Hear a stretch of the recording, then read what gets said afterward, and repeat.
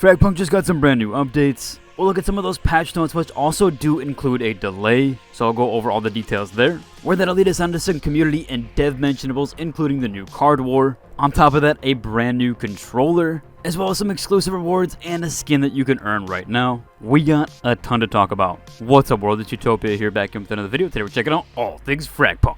Let's just jump right into it. First off here, we had a patch for both May 22nd and May 23rd. There was several new updates there and a brand new event that I'll go over. We actually do have a really cool reward system that they're launching in a few days, where they say there's going to be rewards for reporting cheaters that will officially go live on May 26th. When you have successfully reported a cheater for the first time, you'll receive an exclusive reporting reward of 1 Ultra Can in-game. Of course, they encourage you to actively report cheats or other violations that you see. However, once you do receive this reward, you will not be eligible for a cheat reporting reward again for 30 days. I assume this can eventually change, but right now an Ultra Can is pretty decent. I expected some Glue Knight coins. I think that's a pretty fair one for reporting a cheat, and a decent system there. Of course, with this update, we actually did get a brand new Chaos Clash limited time mode event. That one began yesterday on May 23rd. It actually is pretty decent fun. I jumped into this one. It is a randomly activated mutation shard card event, and by participating in the event, you'll also get some additional rewards, which include the following: an Axon skin, a Blaze. You could check that one out here. Yeah, it's a recolor, but this one actually is probably, in my opinion, the better of the recolors. I hope that Axon actually does get a somewhat unique skin.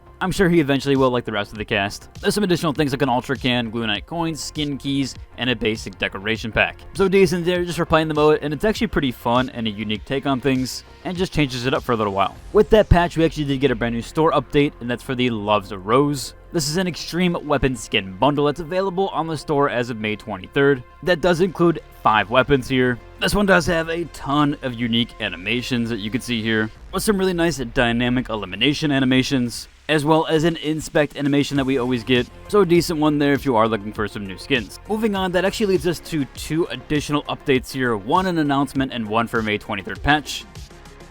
They've done one little change here for the Chaos Clash limited time event. Essentially, it was eliminate 30 enemies with headshots in Chaos Clash. That has now been adjusted to be a little bit easier, just eliminate 30 enemies in general. So much easier to obtain those rewards. They also did fix an issue where in Outbreak mode, buying and selling shard cards, large caliper, would refresh the character's skill cooldown. It's quite a decent game-breaking one there. That leads us on to another official announcement here, and that's the announcement of the delay of the Microsoft Desktop channel update. Now, I do believe this is through multiple translations here, and I'm pretty sure what they mean is the Xbox app client or the Microsoft Windows Store client. Essentially, you can download the game through Windows Store. You don't actually have to play it through Steam or the NetEase client. You can actually play it and download it through the Windows client or the Microsoft Store client. I do believe that's what they mean because they also link to the console launch FAQ, which is how to link everything together. But essentially here, they've gone through some issues with people unable to log in. They do mention that account data and progress will be preserved until the channel is updated normally,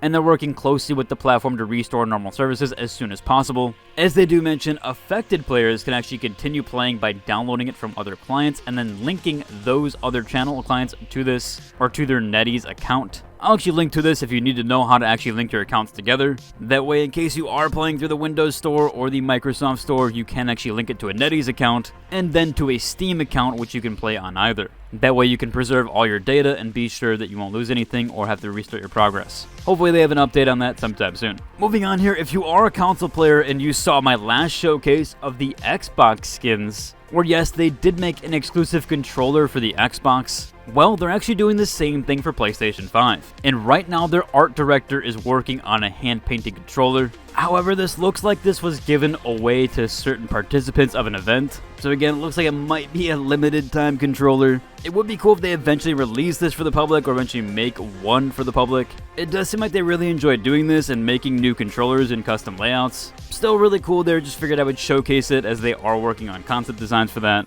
Although again, it does look like it's limited to participants of a certain event that actually did win.